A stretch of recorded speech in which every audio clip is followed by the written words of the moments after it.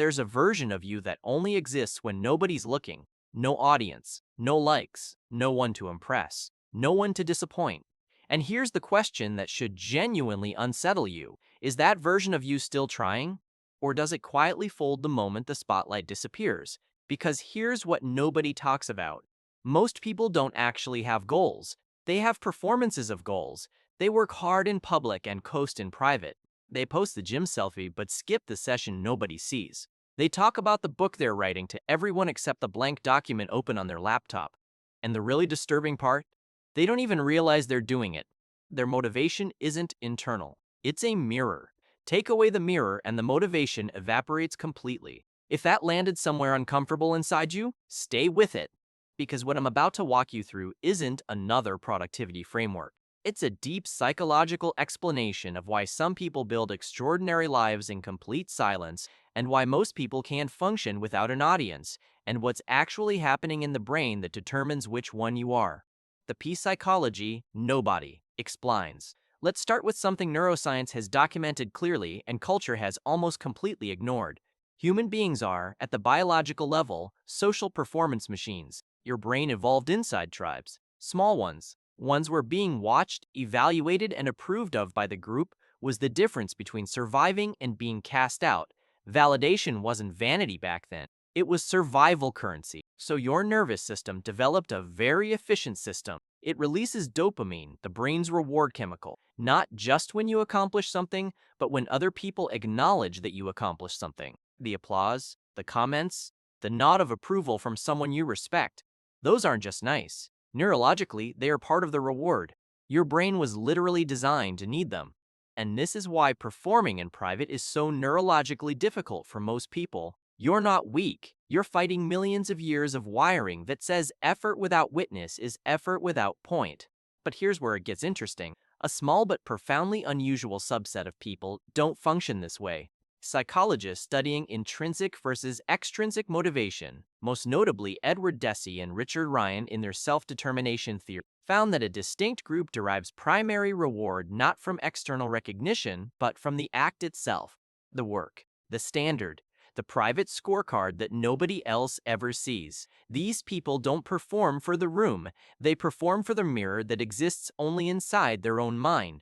And what they build over time is almost incomprehensibly different from what the performance-dependent majority produces. The compound effect of fashion. Here's a concept most motivational content sprints past because it isn't exciting enough to go viral. Consistency without an audience compounds differently than consistency with one. When you work for external validation, you unconsciously calibrate your effort to what gets noticed. You do more on the days people are watching. You do less on the days they aren't. You clean the house before guests arrive and ignore it for 3 weeks after they leave. You train harder the week before the beach trip and disappear from the gym in November.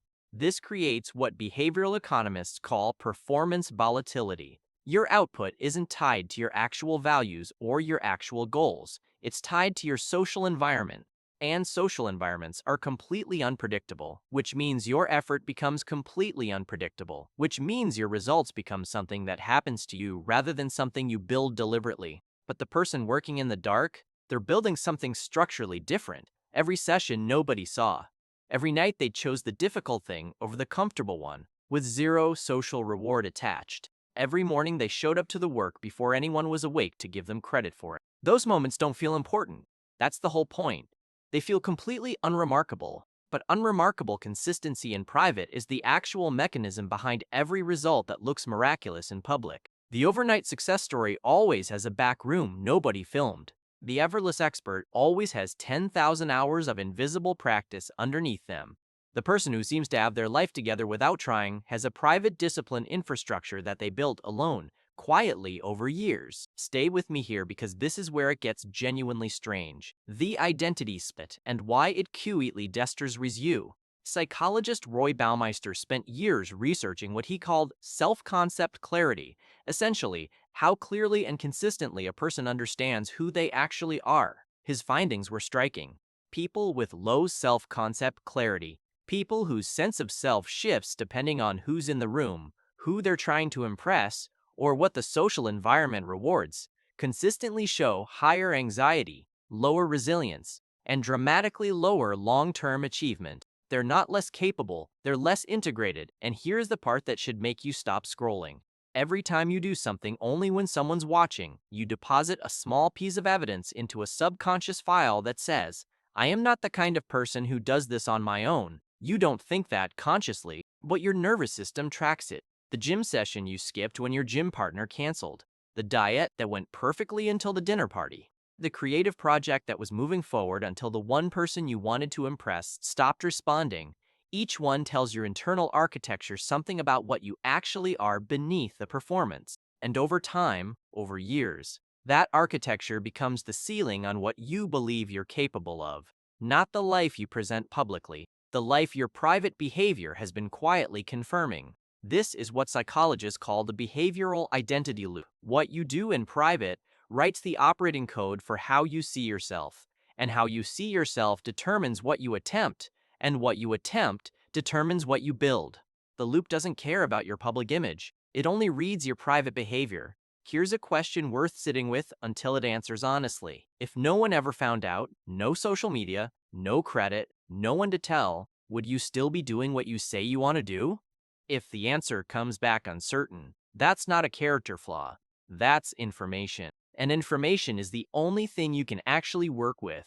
If this is landing somewhere real for you, subscribe right now before you keep watching. This channel exists for exactly this: the psychological mechanics underneath behavior that most people never examine. Now let's keep going.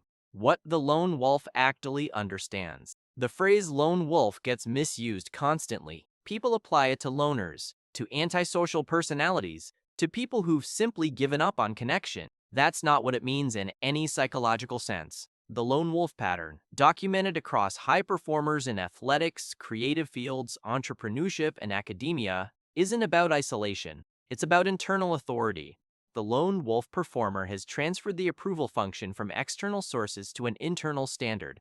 They have built what sports psychologists call process identity, a self-concept anchored not in outcomes or recognition, but in the quality of private effort.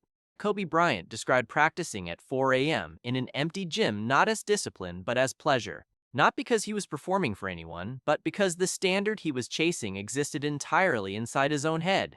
The empty gym wasn't a sacrifice. It was a preference. Michael Jordan famously manufactured motivation when external pressure wasn't present, inventing perceived slights, imagining critics, creating internal competitive narratives, because his engine required fuel and he had learned to generate it internally rather than waiting for the environment to provide it. Research on elite military performance published in the Journal of Applied Sports Psychology found that the single strongest predictor of performance under extreme pressure, when no one is watching, when the external incentives are removed, was what researchers labeled autonomous motivation, the intrinsic, self-generated drive that doesn't require an audience to function. The soldiers who performed best in isolation weren't the ones with the most external discipline imposed on them. They were the ones who had internalized the standard so completely that the absence of observation changed nothing about their behavior. They were the same person in the dark. How the pour of it victories ACC will melt. Here's the mechanism most people miss entirely.